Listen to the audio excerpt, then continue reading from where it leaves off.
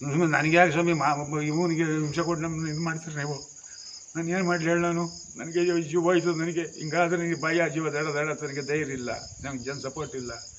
ನೀವು ಹಿಂಗೆ ಮಾಡಿ ನಿಮ್ಮ ಕೈ ಕಾಲು ಹಿಡ್ಕೊಂಡು ಹಿಂಗೆ ಇದು ಮಾಡ್ಬಿಡ್ತೀನಿ, ಭಿಕ್ಷೆ ಬೇಡ್ಬಿಡ್ತೀನಿ. ನೀವು ಏನು ಮಾಡ್ಬಿಡಿ ಸ್ವಾಮಿ, ಸುಮ್ಮನೆ ಸಾಧಿಸಿ ಬೇಡ. ಯಾರು ಸುಮ್ಮನೆ ಹೋಗಿ ಬಂದು ಯಾವುದೋ ಮಾಡಿ ನನಗೆ ಇದು ಮಾಡ್ಬಿಟ್ಟು ನೀವು ನನಗೇನು ಮಾಡೋಕ್ಕಾಗಲ್ಲ. ನನಗೆ ಮಾತಾಡೋಕ್ಕೂ ಆಗಲ್ಲ. ನನಗೆ ಜೀವ ಮತ್ತೆ ನಾನು ನಾಷ್ಟ ಮಾಡಿಲ್ಲ, ಊಟ ಮಾಡಿಲ್ಲ, ಬರೀ ಟೀ ಕುಡ್ಕೊಂಡು ಕೂತಿದ್ದೆ ಸ್ವಾಮಿ. ನಾನು ಯೋಚನೆ ಊಟ ಸೇರಲ್ಲ, ಚಿನ್ನನಾದ್ರೆ ಆಗಲ್ಲ, ಹೊಟ್ಟೆ ಸಿಗ್ತದೆ. ಬೇಗ ಕೆಲಸ ಮಾಡ್ಕೊಂಬಂದು ಅದು ಬಿಡೋಕ್ಕಾಗಲ್ಲ, ನೀರು ಕಟ್ಟಬೇಕು. ನೀವು ಹೊಂಟೋದ ಈ ಥರ ಮಾಡಿ ಬೇಡ ಸುಮ್ಮನೆ ಸಾಧ್ಯ ಮಾಡಬೇಡಿ. ಇದೆಲ್ಲ ಮಾಡಿ ಏನೋ ಮಾಡ್ಕೊಂಡು ನಿಮ್ಮ ಮಕ್ಕಳು ತುಂಬ ನೀವು ಮಾಡೋದು ಈ ತಪ್ಪು ಮಾಡೋ ಅಂದರೆ ಮಾಡಿರ್ಬೋದು ಅಂತ ಇಲ್ಲ ಅಂತ ಹೇಳಿ ಮಾಡಿರ್ಬೋದು. ಅದನ್ನು ಇದು ಮಾಡಿಕೊಂಡು ಇನ್ಮೇಲೆ ಆದರೂ ಬದುಕೋಕೆ ಬಿಡಿ. ಇನ್ಮೇಲೆ ಅದು ಎಲ್ಲ ಕೇಸ್ ಎಲ್ಲ ಕ್ಲೋಸ್ ಆಗಿದ್ದಾವ?